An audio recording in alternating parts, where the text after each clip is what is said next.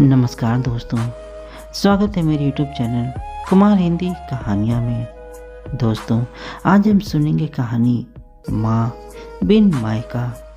दोस्तों, यह कहानी 2 भाग में है, इसलिए कहानी को पूरा जरूर सुनिएगा, तभी इस कहानी की गहराई को समझ पाएंगे और अपनी प्रतिक्रिया मुझे कमेंट में ज़रूर बताइएगा। तो चलिए कहानी शुरू करते हैं। वही बरामदा है और बरामदे में बिछा हुआ तख्त भी वही है जो आज से कई साल पहले भी हुआ करता था, और उस पर बैठी देविका आज भी अपने मायके से ससुराल जाने को तैयार बैठी थी। पर आज यहाँ के दृश्य के साथ साथ रिश्तेदार, भावनाएं और सोच सब बदल चुके थे। 2 साल पहले जब वह यहाँ से विदा हो रही थी, तब माँ को बीमार हालत में छोड़कर जा रही थी। जाते जाते बार बार अपनी भाभियों से, भाई से गिड़गिड़ाते हुए कहा था कि माँ की तबीयत की खबर उसे देते रहें। उसने उसे सांत्वना भी दिया। बाबूजी से भी यही कहकर गई थी वह, पर तबीयत की खबर देना तो दूर, माँ इस दुनिया को ही छोड़ गई और किसी ने उसे बताने की जरूरत नहीं समझी।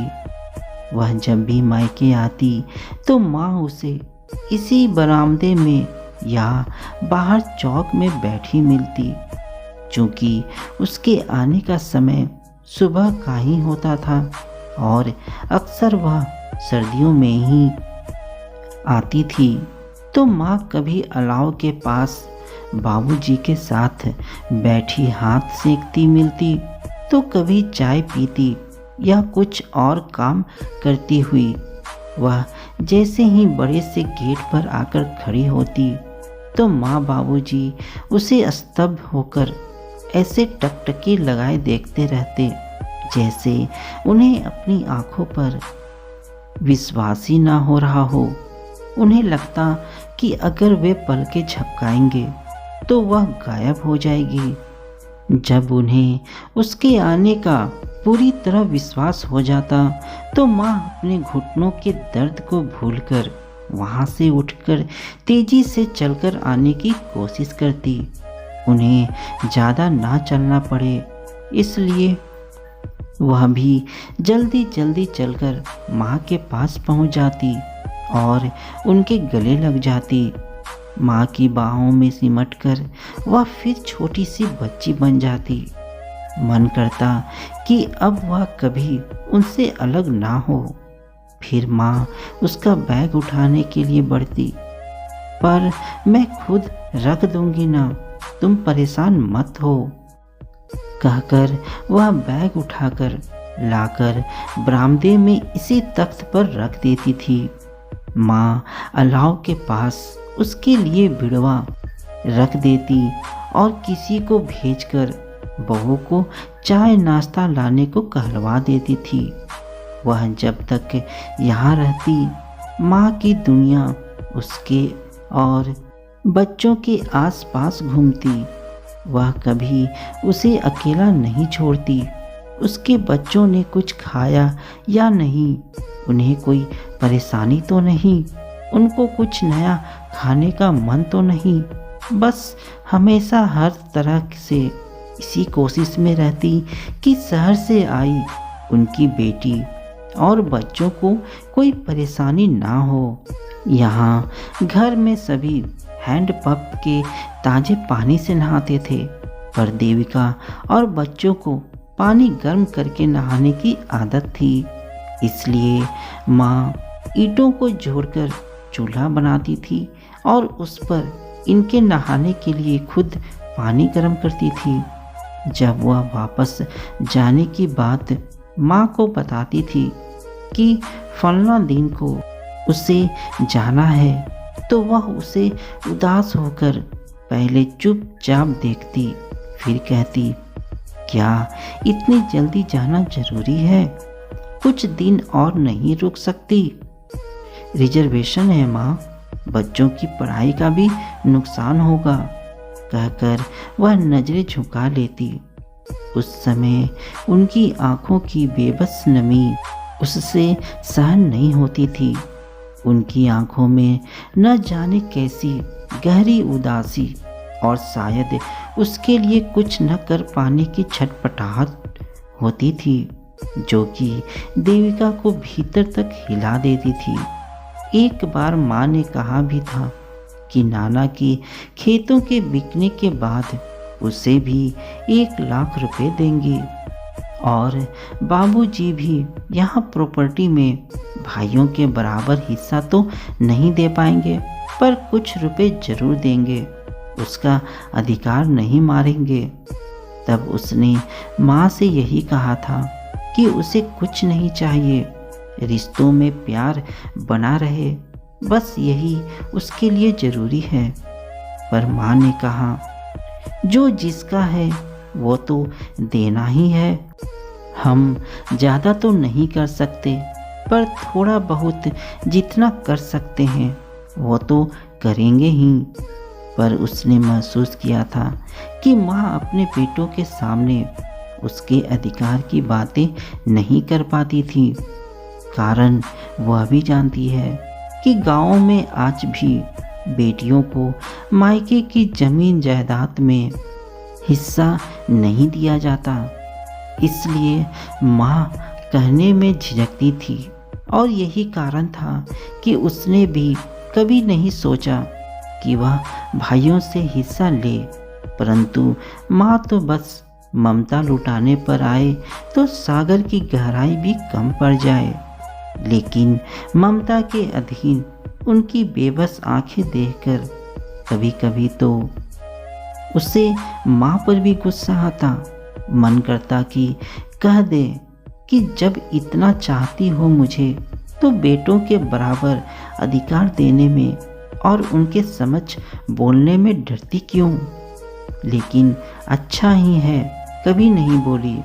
जिस दिन उसे वापस जाना होता तब बरामदे में रखे इसी तख्त पर बैठकर कपड़े बैग में रखती और माँ गुड़, मुरमुरे, अचार, घी और ना जाने क्या क्या लाकर उसके लिए रखने लगती। तब उसे बार बार मना करना पड़ता था कि कैसे इतना सब कुछ ले जाएगी। उनका बस चलता तो वह गेहूं, चावल, दाल भी बांध देती। उसी तख्त पर बैठी बहुओं से सामान मंगवा कर रखती जाती।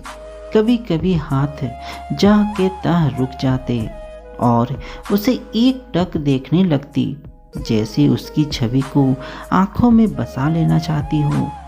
फिर बाबूजी के दिए पैसे तो उसे देती ही और अपने पास जोड़कर रखे 4-5 हजार रुपए उसे और देती। उस समय उन्हें देखकर ऐसा लगता जैसे वह अपनी बेटी को न जाने क्या क्या और कितना देना चाहती है, पर फिर भी उन्हें कम लग रहा है। उसके बच्चों को गांव के कपड़े पसंद नहीं आएंगे, इसलिए उनके कपड़ों के पैसे अलग और आशीर्वाद के पैसे अलग से देती थी। गांव में रहते हुए भी वह अपनी बेटी, दामाद और उनके बच्चों के लिए खुलकर खर्च करती थी। उसे लगता है कि शायद यही कारण होगा कि भाइयों ने माँ की बीमारी की खबर उसे नहीं दी कि कहीं माँ ने उसे वह सब देने की बात कर दी जो वो देना चाहती हैं, तो ऐसी स्थिति में वह मना नहीं कर पाएंगे। इसलिए उसको न बताने में ही भलाई समझा। उसे किसी अन्य से उनकी बीमारी की खबर मिली और वह भागती चली आई थी।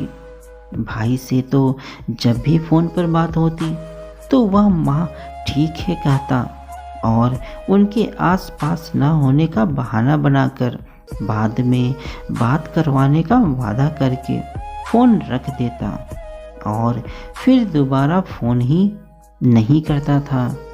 माँ इस दुनिया को छोड़ गई, पर उसके भाइयों ने उसे बताने की आवश्यकता नहीं समझी। उनकी 13वीं से 2-3 दिन पहले उसे पटीदार के ही किसी अन्य सदस्य ने फ़ोन करके बताया, अन्यथा वह इस बात से अनजान ही रहती कि अब उसके सिर से ममता का साया हट चुका है। वह बहुत तड़पी थी, जितना माँ के जाने से रोई थी उतना ही अपनी उपेक्षा के दर्द से बिलखी थी। जमीन जायदाद, धन दौलत तो उसे कभी चाहिए ही नहीं थे, पर उससे तो उसके बेटी होने का अधिकार भी छीन लिया गया था और वह कुछ न कर सकी।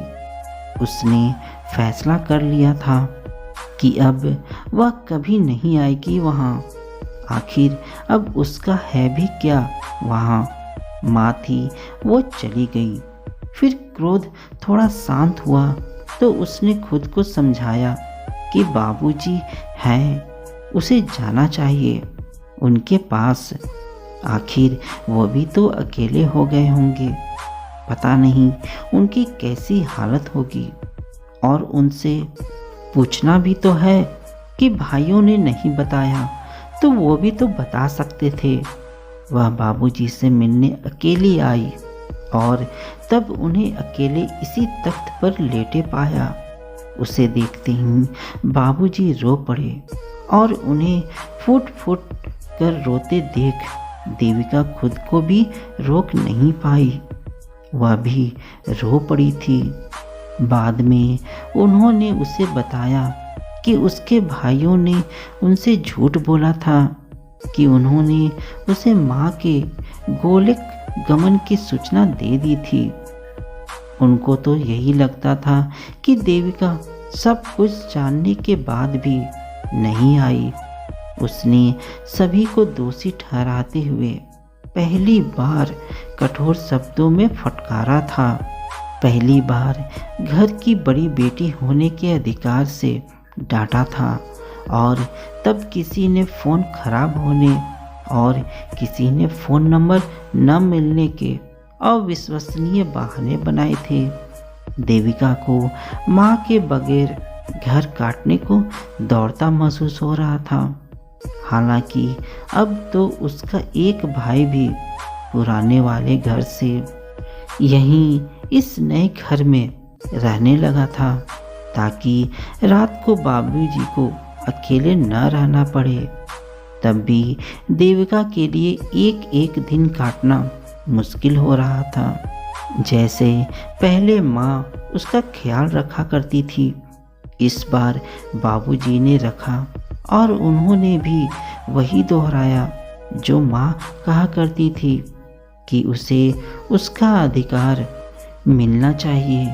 उन्होंने कहा कि वह माँ की अंतिम इच्छा जरूर पूरी करेंगे और उन्होंने मौसी के बेटे से इसकी बात भी कर ली है। देविका को महसूस हुआ कि उसके बाबूजी के स्वभाव में पहले से कितना अधिक परिवर्तन आ गया है। माँ के रहते वह कभी नहीं पूछते थे कि उसने खाना खाया या नहीं, उसे किसी चीज़ की आवश्यकता तो नहीं या शायद ज़रूरत ही नहीं पड़ी।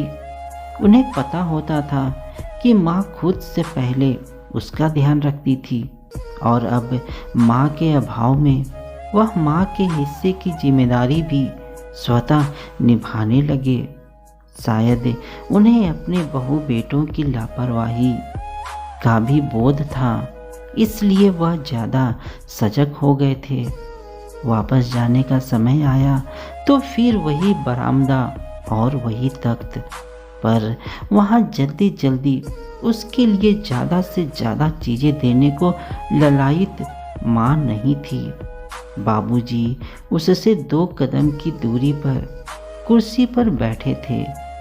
वह अपने कपड़े बैग में रख रही थी। पास ही दोनों भाभियाँ खड़ी थी, पर आज उसे भेंट में देने के लिए उनके पास चंद रुपयों के अलावा कुछ न था। जब भाभीियों ने उसे पैसे देना चाहा तो उसने मना किया, पर बाबूजी की ओर देखकर उसे लगा कि उन्हें दुख होगा अगर वह खाली हाथ चली गई तो। इसलिए जब भाभी ने दोबारा आग्रह किया तो उसने चुपचाप रुपए पकड़ लिए। फिर बाबूजी ने भी अपनी जेब से रुपए निकालकर उसे दिए तो उसे माँ की वही आदत याद आ गई। जब वह उनके दिए गए पैसों में अपने पास से भी मिलाती फिर देती थी। उसने भरी आंखों से बाबूजी के धुंधलाते चेहरे की ओर देखते हुए चुपचाप रुपए ले लिए और भाई के साथ गाड़ी की ओर बढ़ गई। बाबूजी भी बाहर तक उसे छोड़ने आए और अपना और बच्चों का ख्याल रखने की हिदायत के साथ उसे आते रहने को कहा और भाई ने गाड़ी आगे बढ़ा दी। ज्यों-ज्यों गाड़ी पगडंडी की ओर आगे बढ़ती जाती, बाबूजी की आकृति और धुंधली होती जाती। माँ के अभाव में उसे आज घर का वह बड़ा सा गेट कितना सूना निर्जीव प्रतीत हो रहा था। माँ बिन मायका उसके मुंह से अनायास ही निकला और पलकों के बांध को तोड़कर आंसुओं की बूंदें गालों पर ढुलक आई।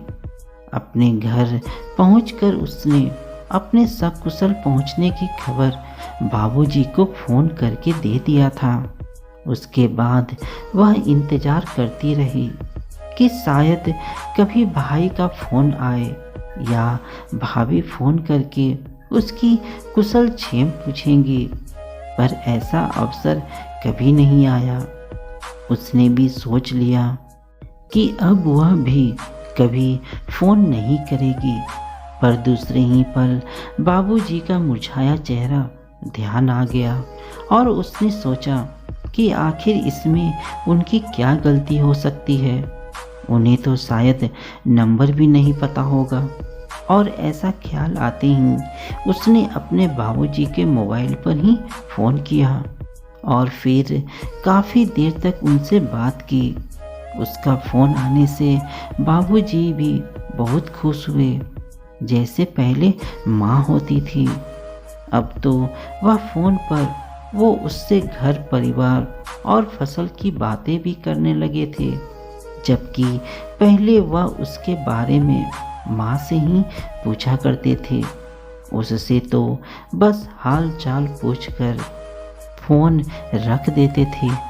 अब देविका का नियम बन गया था कि हफ्ते 10 दिन में एक बार बाबूजी को फ़ोन ज़रूर कर लेती थी और उनसे बात करके उसे तसल्ली मिल जाती थी।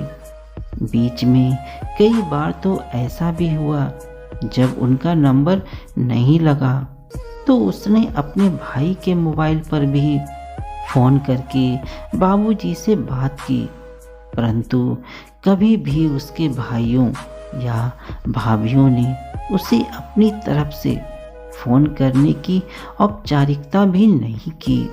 तो दोस्तों, मिलते हैं कहानी के अगले भाग में। तब तक अपना ख्याल रखना। धन्यवाद दोस्तों।